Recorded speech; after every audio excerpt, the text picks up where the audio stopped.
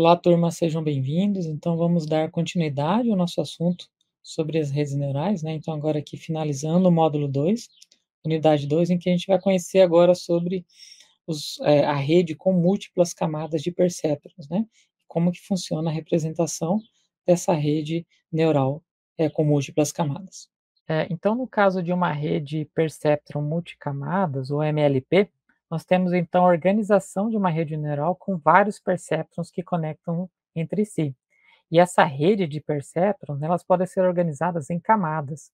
Então, por isso que a gente chama de rede de perceptron multicamadas, ou em inglês, né, que é mais comum encontrar os termos Multilayer Perceptron, MLP. E qual que é a motivação para organizar agora esses neurônios em um conjunto de neurônios? É aumentar o poder de reconhecimento, né, dos perceptrons para problemas mais complexos, ou seja, que só com uma equação de reta não dá para resolver. Então, a ideia nesse processo é combinar esses neurônios para resolver problemas mais complexos. Isso vai formar uma rede. E como que funciona isso? A ideia de combinar vários neurônios é que cada neurônio daquele vai aprender uma equação de reta, e se de alguma maneira a gente combinar essas equações de retas, a gente vai começar a formar contornos mais sinuosos, né? Por exemplo, se a gente imaginar o nosso problema de classificação, em que a gente tem dois atributos, x1 e x2, né, esses dois atributos aqui, então nossos dados estão descritos por dois atributos, x1 e x2, rotulados em três classes, que são classes dos pontinhos roxos, pontinhos pretos e pontinhos verdes. Nós temos três classes de pontos aqui. E a gente conseguiria separar esses dados com um conjunto de retas, por exemplo, dessa maneira. Uma reta que corta os nossos dados aqui, outra reta que corta aqui, uma reta pequena que corta esse ponto aqui, outra reta nesse ponto aqui, e mais essa reta que corta aqui. Então, se cada neurônio aprende uma equação de reta, se a gente combina um conjunto de neurônios, eles poderiam aprender a separar, talvez, os nossos dados dessa maneira, cenário em que linearmente a gente não conseguiria, só com uma equação de reta, separar as três classes desses dados aí. E por que separar? A gente gostaria de descobrir, por exemplo, qual que é a região que faz parte dos dados. Então, por exemplo, se qualquer ponto cair dentro dessa região, a gente vai classificar ele como pontinhos roxos, né? Se um ponto cair agora nessa outra região aqui, né? Qualquer ponto que cai dentro dessa região, a gente então poderia classificar eles como pontinhos da classe verde, né? E por último aqui, qualquer ponto que caia nessa outra região aqui do nosso espaço, a gente então poderia classificar ele como pontinhos da classe preta. Então a gente teria o nosso problema de classificação não linear, ou seja, um cenário um pouco mais complexo, né? Combinando aí vários neurônios para poder encontrar essa fronteira de decisão, né? Ou seja, essa separação entre essas classes aí. Então essa rede MLP, né, ela pode ser organizada da seguinte maneira, lembrando então que o nosso perceptron, diferente da line, ele tem uma função de ativação. Então aqui agora uma rede que, por exemplo, nós temos 1, 2, 3, 4, 5, 6 neurônios, cada neurônio desse tem essas duas partes, que é aquela função de soma e a função de ativação, todos eles têm esse, né? Aí a diferença é que agora a gente rearranjou, organizou esses neurônios em uma, duas, três camadas, ou seja, cada coluna dessa aqui está relacionada a uma camada. Por exemplo, essa camada tem 3 neurônios, essa camada aqui tem 2 neurônios, e essa camada aqui, por exemplo, tem 1 neurônio. Então aqui seria uma rede multicamadas, uma MLP. E aí o que nós temos então? Nessa rede MLP, todos os dados são conectados entre si. Então, dado os nossos dados de entradas aqui, por exemplo, nossa base de dados, que vai produzir 6 atributos ou 6 valores, que vão ser essas entradas aqui, todas essas entradas vão entrar em cada um desses neurônios dessa camada. Então, a gente vai ter esse neurônio aqui vai dar um peso para essa entrada, esse neurônio vai dar um outro peso para essa entrada, esse peso para essa entrada, né? Diferente desse neurônio aqui de baixo, que vai dar um peso diferente para essa entrada, vai dar um peso diferente para essa entrada, né? Até o último neurônio aqui, que vai dar um peso específico para essa entrada, vai dar um peso para essa outra entrada. Então, cada neurônio desse, eles estariam aprendendo a considerar, ou seja, qual dessas informações são importantes para esse neurônio, qual dessas informações são importantes para esse, e assim por diante para esse neurônio. Então, cada um vai ter um conjunto de pesos diferentes para dizer o seguinte: quanto dessa informação é relevante para mim e eu poderia considerar ou descartar. E a mesma coisa acontece na camada seguinte, né? Ou seja, todos os valores que saem desses neurônios, ou seja, cada neurônio desse vai produzir uma saída, cada uma dessas saídas aqui vai ser propagada para todas as entradas dos neurônios da camada seguinte. Então, a gente tem essa saída sendo propagada para cá, essa saída sendo propagada para cá, né? Então, isso significa o quê? Que esse neurônio aqui, assim como esse, vai receber todas as entradas dos neurônios da camada anterior. Então, a gente tem esse neurônio com peso associado a cada uma dessas saídas, e a mesma coisa aqui também a gente tem um neurônio associado com pesos a cada uma dessas saídas aqui. Então, esse neurônio vai ponderar essas saídas, enquanto que esse neurônio aqui vai determinar vai determinar aqui outros pesos para cada uma dessas saídas dos neurônios da camada anterior. E por fim, a gente tem nessa última camada aqui apenas um neurônio que vai fazer a mesma coisa. Cada neurônio desse vai produzir uma saída, e a gente então vai pegar todas essas saídas e conectar com todos os neurônios da camada seguinte. Então significa que esse neurônio vai ter um peso para essa saída, e esse neurônio vai ter um peso para essa saída aqui, para poder dar no final das contas a nossa resposta.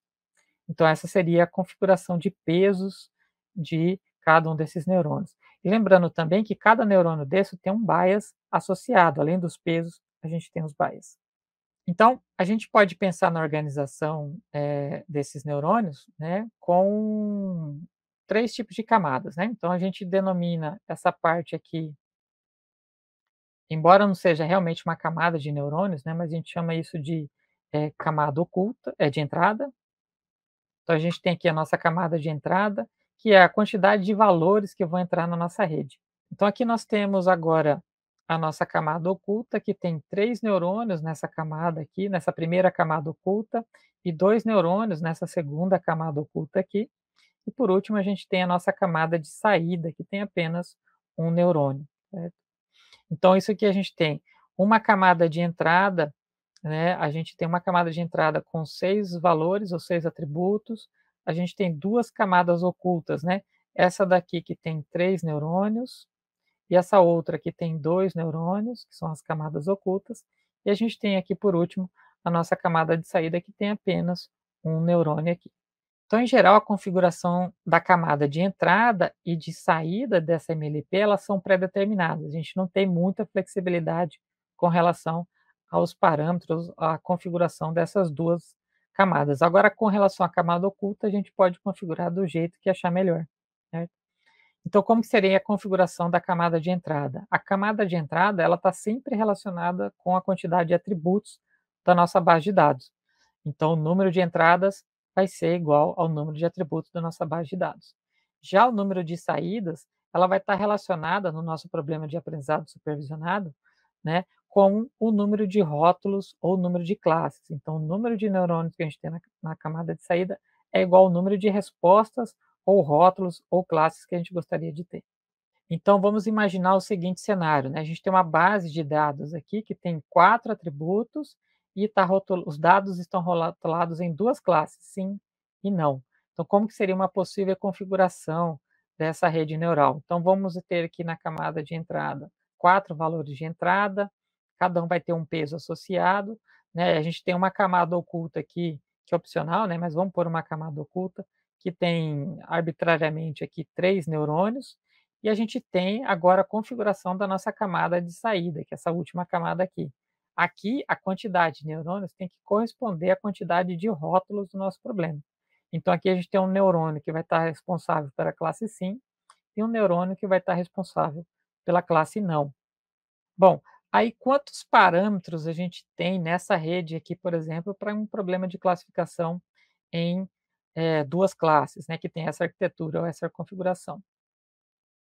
Bom, a gente vai fazer isso por camada. Então, aqui nós temos essa camada que tem 3 neurônios artificiais, né, no caso 3 percéprons, e lembrando que cada neurônio desse tem um conjunto de pesos e baias, só que especificamente esse neurônio, que tem essa configuração com um conjunto de entrada de 4 valores, 4 atributos, a gente vai ter 4 pesos associados a esses neurônios, que estão relacionados a cada um desses links, E além disso, a gente tem um parâmetro bias, né. Então cada neurônio desse tem 4 bias 4 pesos e um bias. Esse neurônio também 4 pesos e um bias, esse também 4 pesos e um bias. Então isso vai dar para a gente, ó, cada neurônio tem 4 pesos e um bias, são 3 neurônios, então nessa primeira camada aqui a gente já tem 15 parâmetros aqui. E olhando para a segunda camada, né, que esse neurônio aqui vai ter um peso associado a cada entrada, então como a gente está recebendo 3 valores de entradas, que vão vir lá dos neurônios da camada anterior, então a gente tem um peso aqui associado a cada uma dessas entradas, então nesses neurônios a gente tem 3 pesos e um bias, né. Então como a gente tem 2 neurônios, 2 vezes 4 vai totalizar 8 neurônios, 8 parâmetros nessa camada de saída aqui. Aí somando tudo isso, a nossa rede neural aqui, por exemplo, ela tem 23 parâmetros, né, mas hoje em dia, comparando aí com o estado da arte, né, principalmente um chat GPT da vida, por exemplo, a gente tem aí uma rede com bilhões de parâmetros, ou seja, tem muita coisa disso aqui, no meio dessas redes aí, certo? Então aqui seria só para ter uma ideia de como a gente pode computar ou calcular a quantidade de parâmetros que a nossa rede vai exigir, vai ter. Então essa rede simples tem 23 parâmetros aqui. E como é que funciona a propagação dos dados, né, nessa rede, que é o que a gente chama de forward, né? A propagação desses dados na nossa rede é sempre nesse sentido, da esquerda para a direita. Então a gente vai pegar o nosso dado, que vai passar aqui por cada um dessas entradas, né? A gente então vai pegar esse valor e vai propagar aqui para a nossa entrada. Isso aqui vai pegar cada um desses valores, vai ser propagado para todos os neurônios. Então cada neurônio desse vai ter um peso W, que vai multiplicar, somar todo mundo, e esse neurônio vai produzir para a gente, cada um desses neurônios vão produzir uma resposta. Essas respostas vão ser propagadas para todos os neurônios então vão receber esses valores aí e vão propagar e vai dar para a gente aí essas duas respostas, né. A gente espera então que num problema de classificação, em 2 classes, ele responda 1 aqui e 0 aqui, indicando que esse exemplo deveria ser classificado como da classe sim, né. Então ele teria 1 aqui e 0 aqui, certo. E aí da classe não seria quando a gente tivesse um 0 aqui e um aqui, né. Então esse neurônio está aprendendo a classificar dados, da classe não. Então, lembrando que, um perceptron ele é representado, né, por um vetor de pesos, né, mas como agora a gente tem muitos, né, a gente então agora não vai ter mais um só vetor de peso, a gente vai ter um conjunto de vetores de pesos, cada um desses associado a cada um desses neurônios aqui, certo? Então a gente tem esse vetor de peso aqui associado ao primeiro neurônio, esse vetor de peso associado ao segundo neurônio, e esse vetor de peso aqui associado, por exemplo, ao último neurônio. Então isso vai fazer com que a gente tenha, no final das contas, uma matriz de pesos, né. Então para poder representar todos os parâmetros desses 3 neurônios aqui, a gente poderia armazenar isso numa matriz em que eu tenho aqui 3 linhas e eu tenho, 5 colunas, né, cada um associado aos pesos. Lembrando que isso aqui, esse valor 1 aqui, é daquele peso adicional que a gente coloca para considerar o bias, né. Então cada neurônio desse tem um bias, e a gente viu que a gente pode fazer, essa adaptação para colocar aquele peso 1 ali nos nossos dados para que esse bias sempre multiplica com esse valor 1 e fica a soma, né, dos pesos mais o bias. Então aqui a gente tem agora a nossa matriz de pesos associados a essa primeira camada.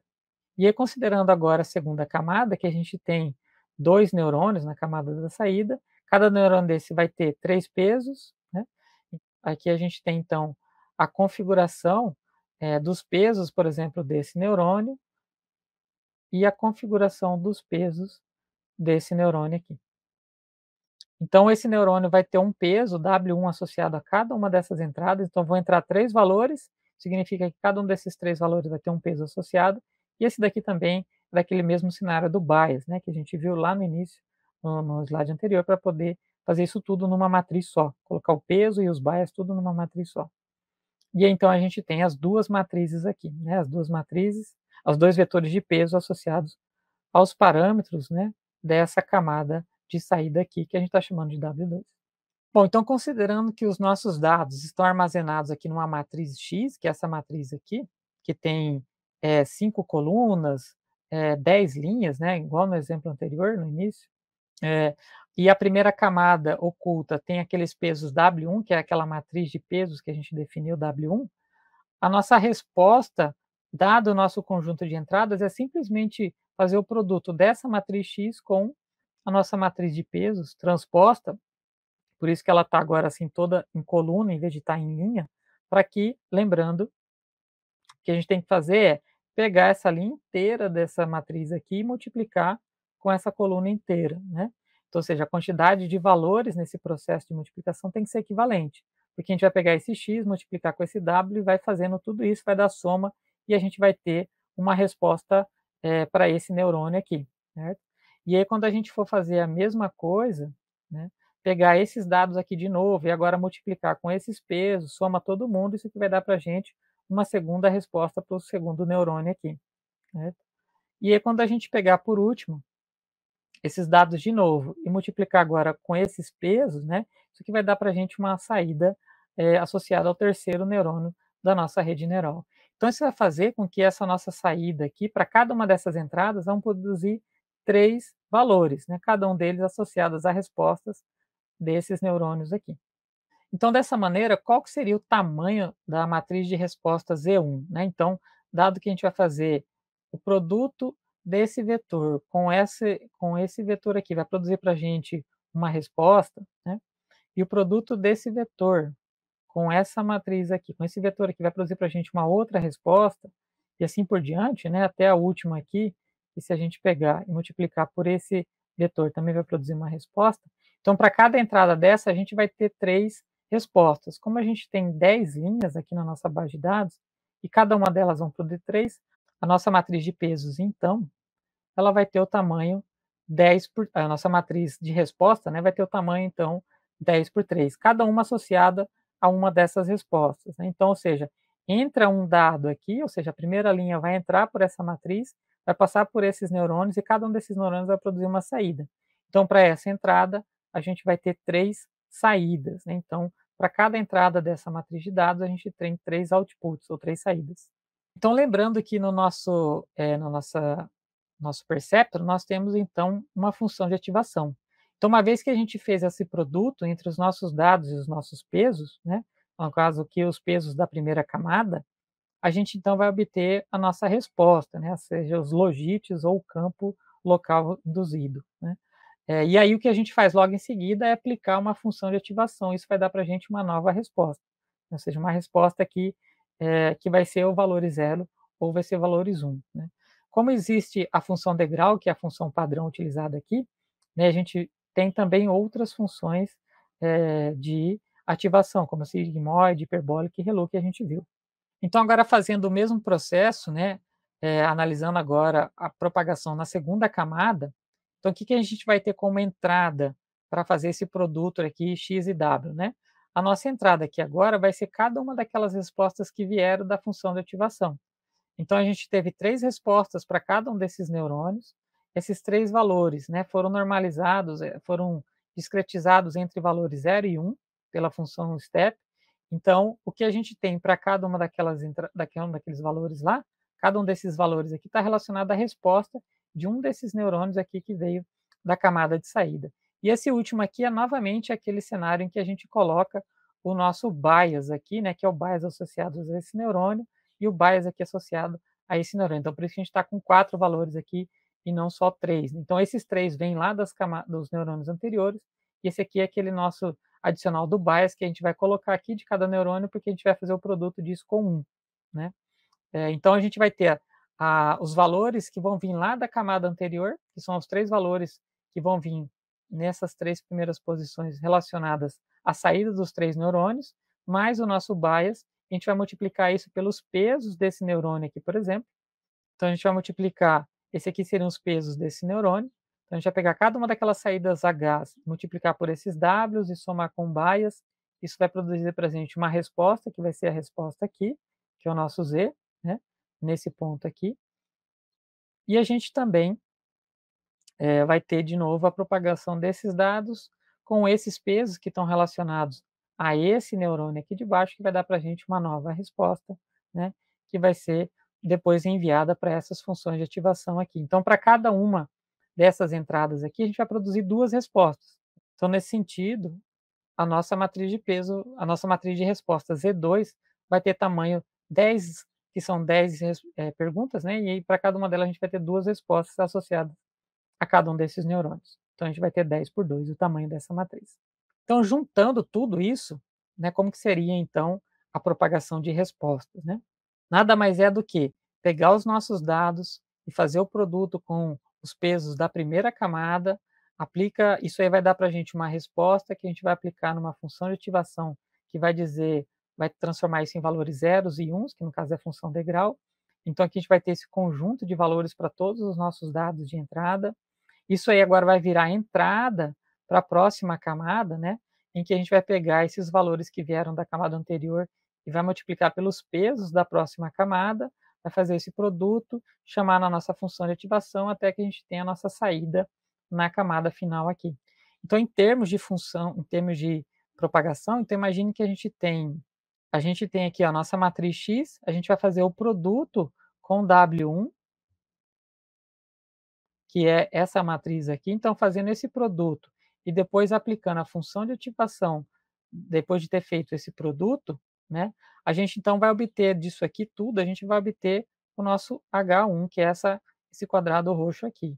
Esse H1, a gente vai multiplicar ele agora com esse novo conjunto de pesos aqui, que é o nosso W2, né? E aí, então, a gente vai multiplicar agora com esse W2 a resposta disso aqui, que é o nosso H1, e aí, então, a gente vai aplicar agora a função de ativação nisso, para produzir para a gente a nossa resposta H2. Certo? E aí, então, a gente tem a saída do nosso neurônio na camada de saída, né? Resposta na camada de saída. Então, basicamente, a gente pode propagar os dados na nossa rede neural simplesmente fazendo essas duas continhas aqui, né? Fazendo esse produto, aplicando a função de ativação, esse outro produto, uma função de ativação. Então, agora a gente vai falar, nesse cenário do aprendizado supervisionado, né, de uma função bastante útil, que é a função softmax, né, que ela é usada, em geral, somente lá na última camada de uma MLP, ou seja, a camada de saída, aquela camada que está relacionada ao número de classes do nosso problema, né. E principalmente, então, para problemas, como eu comentei, de classificação multiclasse, né. Problema de classificação multiclasse é quando a gente tem mais de uma classe, ou seja, tem exemplos que podem ser classificados em 2, em 3 classes, né. A gente também tem uma outra configuração de problema de classificação, que é o que a gente chama de multirótulo, em que um exemplo ele pode ter não só um rótulo, mas ele pode ter vários, né. Por exemplo, se a gente for imaginar, a organização da espécie humana numa árvore genealógica, né, então a gente tem família, espécie, gênero, né, dos indivíduos, então a gente pode ter 3 rótulos aí, por exemplo, para um indivíduo, né, para um animal, por exemplo, ou para um ser humano. Então essa é a diferença entre esses problemas multirótulo e multiclasse. Então o que a gente gostaria é que a nossa MLP informasse em termos de grau de certeza o que ela tem com relação às respostas a cada uma das classes do nosso problema, ou seja, a gente gostaria de ter o que seria equivalente à probabilidade de confiança que ela está dando à sua resposta. Então, num problema de classificação em 3 classes, a gente gostaria que um primeiro neurônio, né, ele desse uma resposta de quão certo ele está daquela resposta, ou seja, um valor entre 0 e 1.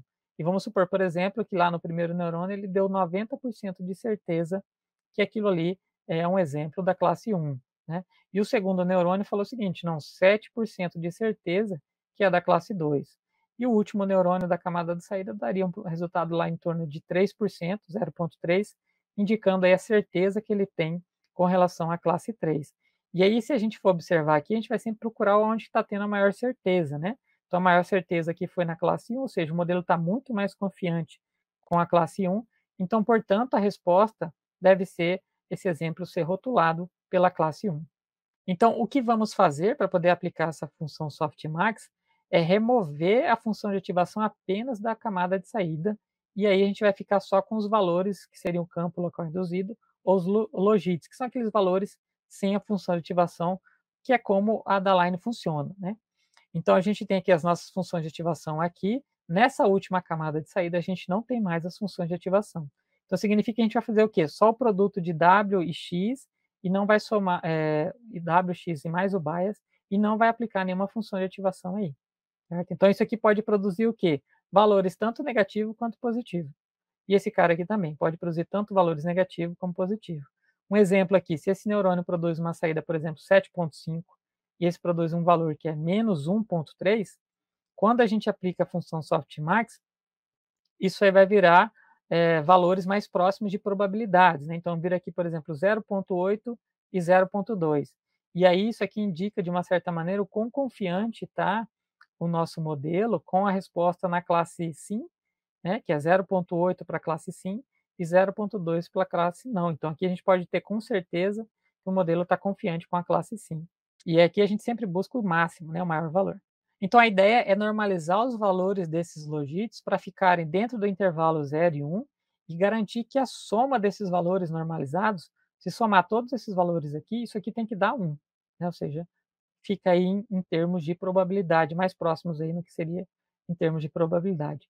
E aí o que a gente faz para saber qual que é a nossa resposta é olhar para o valor mais alto. Onde tiver o valor mais alto aqui é a resposta do nosso algoritmo com relação à classe.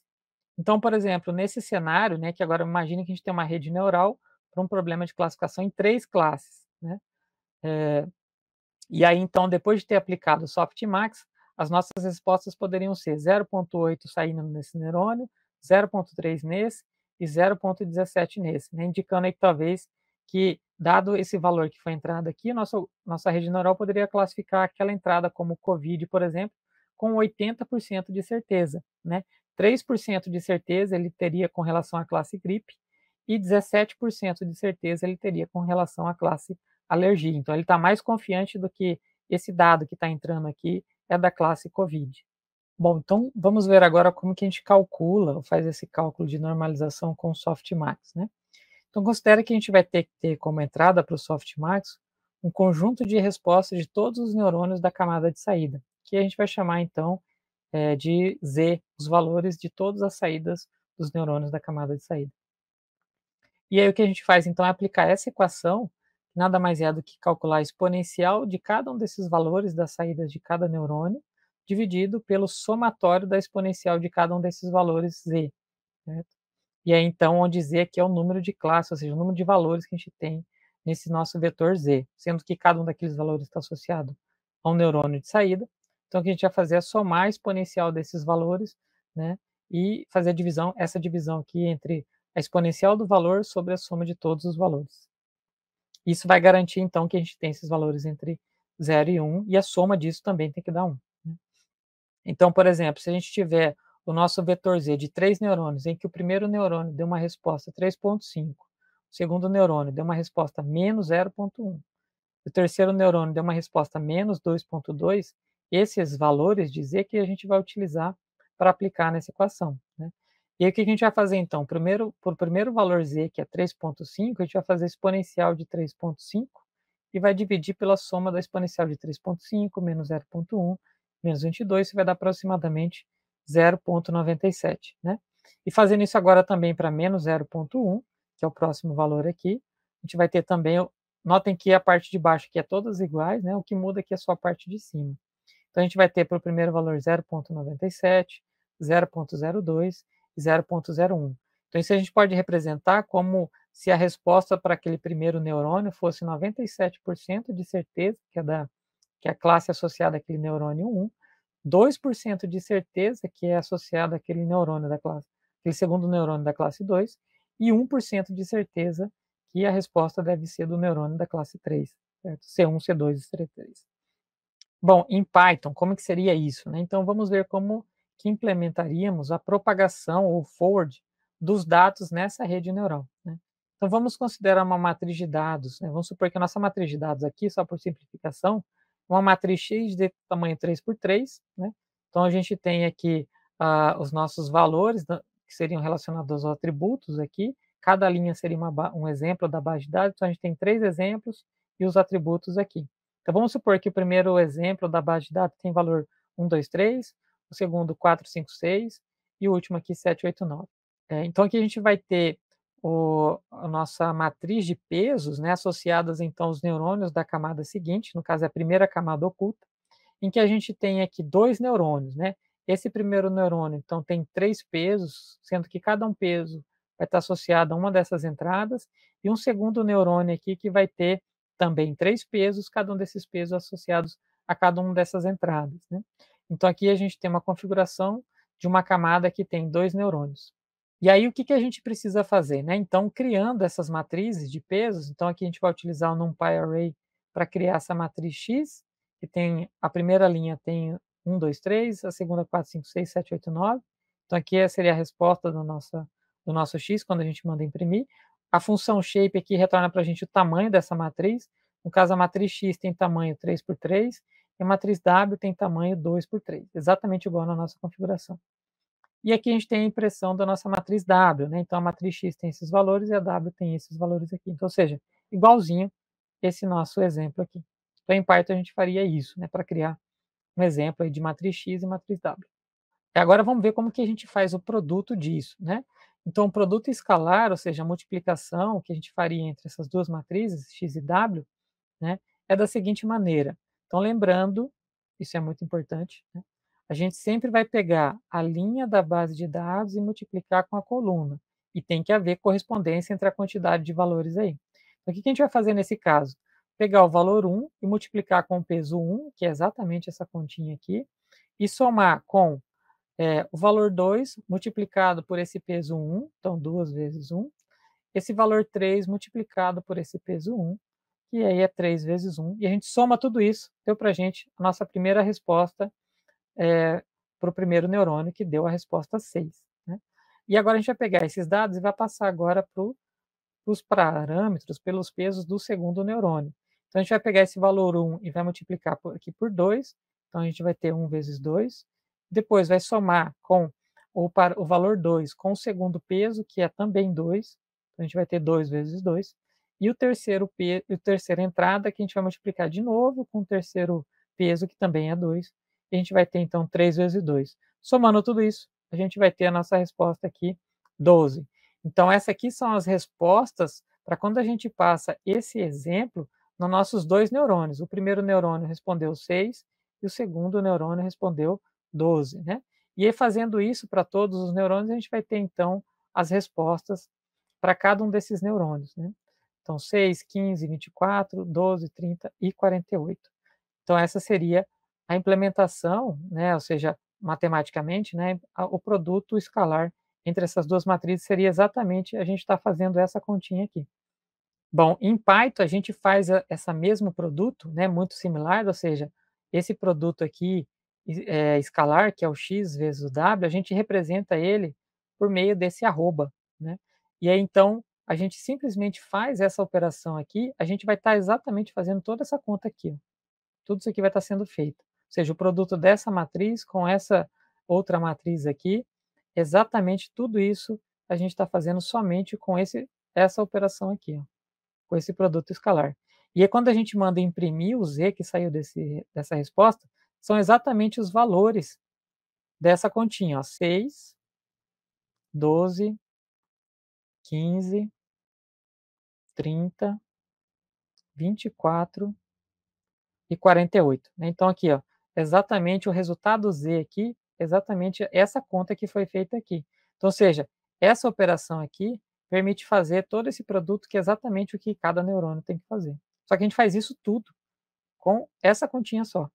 Bom, então agora que a gente já conseguiu propagar os nossos dados pela primeira camada de neurônios, agora a gente tem que aplicar a função de ativação, no caso, a original, que é a função degrau.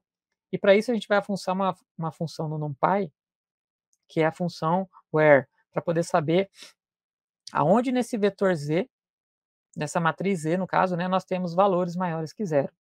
Então, importando aqui a biblioteca NumPy, se a gente criar aleatoriamente um vetor de valores k, que vai ter o valor lá menos 3, menos 1, 0, 1, 2, 3, e a gente gostaria de saber o seguinte, ó, vamos chamar a função numpy_where para poder buscar nesse vetor k onde tem valores maiores que zero. E aí ele retorna para a gente aqui, ó, como resposta, as posições de k onde tem esse valor zero. Então ele está indicando o seguinte, lá na segunda posição desse vetor, a segunda posição é essa aqui. Ó, né? Essa aqui é a primeira 0, essa daqui é 1 e essa daqui é 2. Lá na posição 2, a gente tem um valor que é maior ou igual a zero. Na posição 3, a gente também tem. Na posição 4, a gente também tem. E na posição 5, a gente também tem. E também tem um outro jeito de configurar, a indicação dessas posições, em que a gente fala o seguinte: "Ó, o que que você quer que coloca na sua resposta quando o valor k for maior ou igual a zero? Eu quero colocar um S de sim e um N de não para quando ele não for maior ou igual a zero". Então ele vai retornar para a gente um vetor k do mesmo tamanho do vetor k, indicando aí para a gente quais são as posições onde tem um valor maior ou igual a zero menor e que não atende essa condição, né. Então, no caso, ele está falando o seguinte: ó, as duas primeiras condições, ele falou que não, ou seja, são os valores onde o k é menor que zero, que é exatamente onde tem o -3 e -1. E daqui para frente, exatamente as posições a gente tem os valores 0, 1, 2 e 3, em que eles são maiores ou iguais a zero. Então, por meio dessa função, a gente pode então criar a nossa função degrau de ativação, que a gente vai chamar aqui de degrau FA, FA de função de ativação. Então, vamos considerar, só para a gente poder visualizar o resultado dessa função de ativação, vamos só adaptar a nossa matriz de peso lá, para poder considerar aqui agora uns valores negativos, né? Então, eu incluí aqui agora um valor negativo de peso aqui, um outro valor de peso negativo aqui, porque quando a gente for fazer esses produtos entre x e w, a ideia é que esse z, essa resposta, tenha valores negativos para a gente ver realmente onde vai dar a, o corte, né, o degrau dessa função de ativação. E aqui então a gente tem a implementação da nossa função de ativação, a única diferença é que eu troquei o sim e o não pelos valores. Quando essa condição for atendida, eu quero colocar o valor 1, que é o que a função degrau retorna, e 0, né? Então lembrando o que é a função de ativação. Quando os nossos valores aqui são menores do que zero, então aqui a gente tem menos infinito, essa função de ativação ela tem que retornar para a gente um valor zero, né? Então, para todos esses valores aqui, entre menos infinito e zero, ela vai dar sempre uma resposta zero. Agora, quando isso é maior do que zero, ela vai sempre retornar para a gente o valor 1, né? Então, esse é o comportamento da função step. Ela vai transformar os valores negativos em zero e os valores positivos em 1. Então, feito isso, né, e configurado aqui a nossa função degrau para poder retornar justamente isso, então quando a gente faz esse produto de x com w, sabendo que agora esse w tem pesos negativos, isso vai produzir para a gente esse z aqui, ó, né? E aí, quando a gente manda imprimir esse z, a gente tem esses valores, então pode notar que aqui é negativo, negativo, negativo, negativo, e a gente tem as outras posições ali onde o nosso valor é positivo. Então, quando a gente chama a nossa função degrau para poder aplicar essa função degrau aqui nesse z, ele vai retornar para a gente o seguinte, ó, somente aqui e aqui a gente tem o valor 1 e ali nas outras a gente tem valor 0.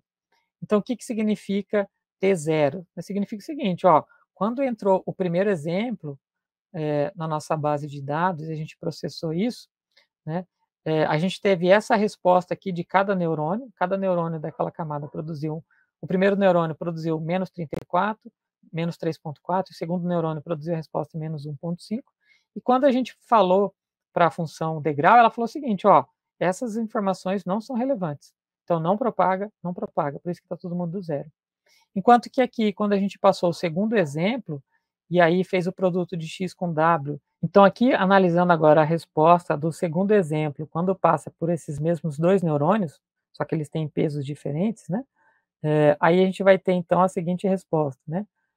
A gente vai ter para essa entrada, a gente vai ter a resposta do primeiro neurônio, menos 8,5 e 3,0. Então significa o quê? Esse neurônio, quando passou pela função de ativação, ele falou o seguinte, a primeira resposta não é relevante e a segunda resposta é. E a mesma coisa aqui no último, né? Então, ele ignoraria todas essas respostas e só consideraria essas respostas aqui como relevantes para poder propagar para os neurônios da frente. Bom, então agora juntando tudo, né, agora que a gente conseguiu fazer o produto escalar entre a nossa matriz X e a nossa matriz W e aplicar na nossa função de ativação, basicamente o que a gente precisa para poder ter a resposta do primeiro neurônio, da primeira camada, é isso aqui. É x vezes o w, isso tudo aplica na função de degrau. A gente vai ter então o quê? A gente aqui já propagou a nossa base de dados inteira para os neurônios da primeira camada, aplicou a função de ativação e obtemos a nossa resposta. Então isso aqui, pessoal, é uma linha só que representa toda a propagação de um dado na primeira camada do neurônio artificial. Se a gente tivesse 300 camadas aqui, seriam 300 linhas dessas. Então, ou seja, basicamente implementar esse monte de repetição aqui, de modo que a gente tem agora a propagação dessas respostas, né. Então, se a gente for voltar aqui no nosso slide, quando a gente estava mostrando aquela matriz inteira, aqui ó, né, aquela matriz lá, aquela resposta que a gente teve foi essa primeira resposta aqui ó. Então, por uma rede que tem 2 camadas com vários neurônios cada uma delas, né, nesse caso aqui a gente tem, 3 neurônios nessa primeira, nessa aqui a gente tem 2 neurônios, então quando a gente faz esse comando aqui, a gente teve a primeira resposta. Aí o que que vai ser agora lá na segunda resposta? Em vez de ter o X ali agora, a gente vai pegar a resposta que veio o H lá daquela primeira camada, vai entrar como entrada aqui, fazer o produto de W, aplicar a função step e vai ter a nossa resposta de saída. Bom, então agora que a gente fez a propagação dos nossos dados pela primeira camada, da nossa rede neural, o que a gente precisa fazer agora é pegar essa resposta aqui e aplicar de novo nesse cálculo, só que agora a gente vai substituir esse x por h, e esse w, agora a gente vai colocar os pesos do neurônio da camada seguinte, né, que é o novo w, um W2, por exemplo, e aí então fazendo isso a gente vai ter a nova resposta que é da saída, ou seja, a gente vai ficar fazendo esses cálculos aqui repetidas vezes. E é isso que a gente precisa para propagar os dados nas camadas dos neurônios artificiais. É bem simples, né, em termos de linhas de comando, né, para a gente poder fazer essa propagação, se a gente considerar e organizar os nossos dados, a nossa matriz, tudo no formato matricial. Então, representar isso como uma forma matricial, utilizando esse operando aqui, facilita muito os nossos cálculos e a gente consegue fazer tudo isso de maneira mais simples. Então aqui temos as referências, né, para esse assunto, né, então esse livro aqui, Técnicas de Machine Learning, lá no capítulo 8 fala das redes multicamadas, as MLPs, né, no livro aqui também de Inteligência Artificial, lá no capítulo 21, também trata do assunto, e nesse livro, que é um livro online muito bom para Deep Learning, né, mas lá no início dele, no capítulo 5, ele também fala dessa rede multicamadas MLP. Então tenham todos aí bons estudos e até a próxima aula.